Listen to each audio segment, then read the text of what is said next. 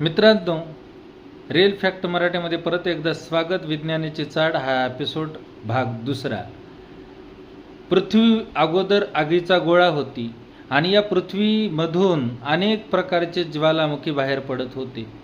त्यातून अडकलेले, पृथ्वीच्या गर्भामध्ये अडकलेले जे काही मिथेन, ऑक्सिजन आणि हायड्रोजनचे जे रेणू बाहेर आले, त्याची वाफ बनली आणि हजार त्याचे ढग तयार झाले आणि त्या ढगातून पृथ्वीवरच्या ज्वालामुखीच्या उष्ण वातावरणामुळे पाऊस पडला, जो हजारो वर्ष अविरत चालला आणि त्यातून एक आम्ल तयार झालं. कारण की पाऊस पडत होता, सतत पडत होता, विजा कडाडत होत्या आणि या रासायनिक प्रक्रियेतून ॲमिनो ॲसिड नावाचं एक आम्ल तयार झालं आणि त्यातूनच जीवाची उत्पत्ती झाली. काही इतिहासकार, सायंटिस्ट म्हणतात धूमकेतू आणि उल्कापिंड